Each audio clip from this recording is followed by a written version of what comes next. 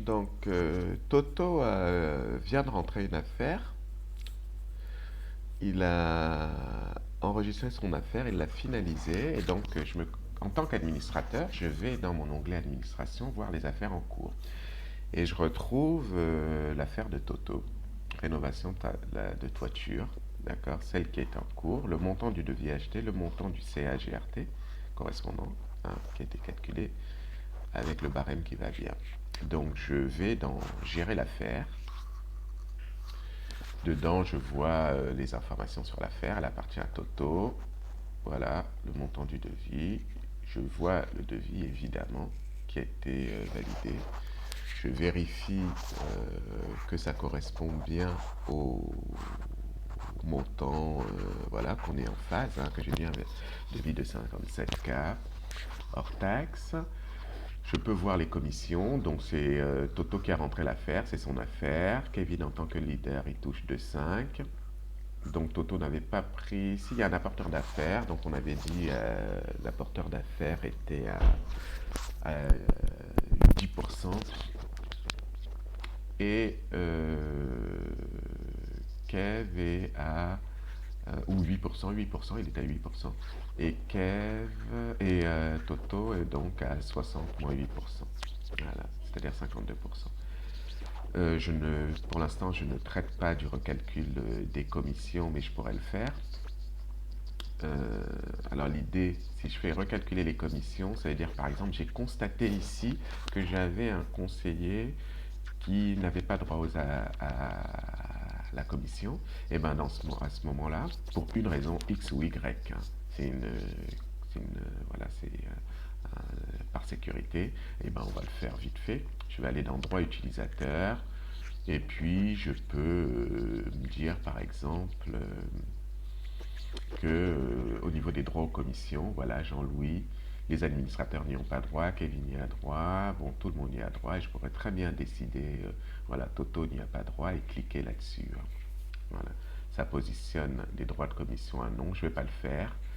Et à ce moment-là, quand je reviens dans mon affaire, et ben, je fais euh,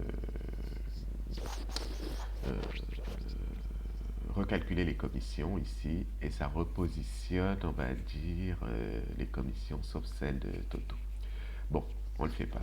On ajoute une référence, on va dire que c'est l'affaire du couvreur euh, de Toto, là. On avait dit que c'était le client 1. Client, je vais mettre ref devis, client 1 Toto. Voilà, et je fais enregistrer la référence, je peux prévisualiser ma facture, et à ce moment-là, je vois que tout est OK, que j'ai bien euh, un montant de 5130 hors taxe, ça calcule la TVA, etc. Donc ici, dans un premier temps, on stockera cette facture sous ce format parce qu'on va stocker dans la base de données les images, les factures sans le logo. On le fera dans un premier temps pour éviter, parce que le logo est 10 fois plus lourd que la facture, si ce n'est plus. Voilà. Donc j'enregistre ma facture dans le répertoire qui va bien pour la voir.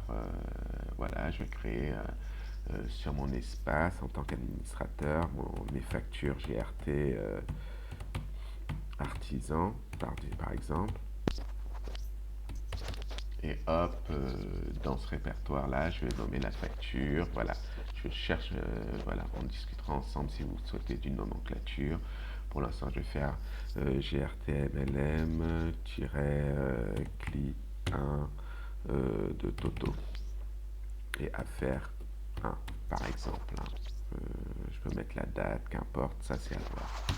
J'enregistre. Voilà, c'est fait. Donc j'ai ma facture qui est enregistrée et que je vais envoyer à l'artisan. Voilà.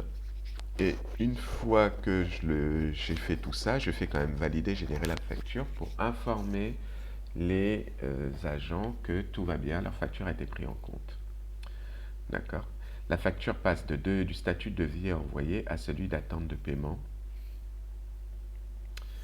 Et je me retrouve donc ici avec la facture telle que générée dans mon système. Vous voyez, le logo GRT est remplacé par un message logo GRT, voilà, pour que ça prenne le moins de temps possible au niveau de l'archivage, parce que ça va très vite, ça peut aller très vite.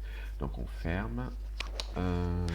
Au moment du règlement de la facture par l'artisan, eh ben, je vais appuyer ici, mais on le fera sur la vidéo suivante.